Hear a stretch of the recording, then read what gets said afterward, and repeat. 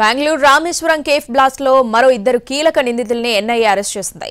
బెంగాల్ కు చెందిన ముజావిర్ షాహిద్ హుసేన్, అబ్దుల్ మాతన్ అహ్మద్ తాహాను అదుపులోకి తీసుకుంది. నిందితులిద్దరిని టోపీ ఆధారంగా గుర్తించింది ఎన్ఐఏ.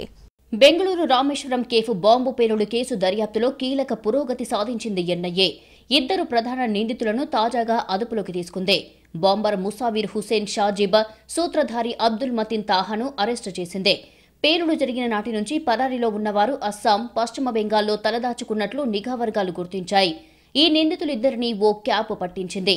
దాన్ని కొనడానికి వెళ్లినప్పుడు సీసీటీవీలో రికార్డైన దృశ్యాల ఆధారంగా నిందితుల్ని గుర్తించారు. వీరు తరచూ సిమ్ కార్డులు మార్చుతూ అండర్ గ్రౌండ్ కు వెళ్లేందుకు యత్నించినప్పటికీ ఎన్ఐఏ రాడర్ నుంచి వారు తప్పించుకోలేకపోయారు. పేలుడుకు మాస్టర్ మైండ్ గా భావిస్తున్న నిందితుడు మల్నాడు ప్రాంతవాసి అని ఇప్పటికే ఎన్ఐఏ గుర్తించింది.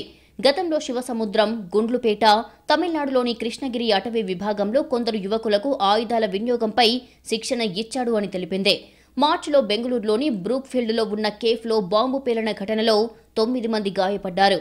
ఈ కేసును కర్ణాటక హోంశాఖ ఎన్ఐఏకు అప్పగించింది. నిందితుడు ఆర్డీఎక్స్ ఉపయోగించాడు అని నిపుణులు గుర్తించారు. అతడు ఏ మార్గంలో కేఫ్లోకి వచ్చాడు, బాంబు అమర్చిన తర్వాత ఎలా వెళ్లాడు అనే అంశంపై సీసీటీవీ దృశ్యాల ఆధారంగా పోలీసులు దర్యాప్తు చేపట్టారు. ఇప్పటికే ఈ కేసులో పలువురు అనుమానితుల్ని విచారించారు.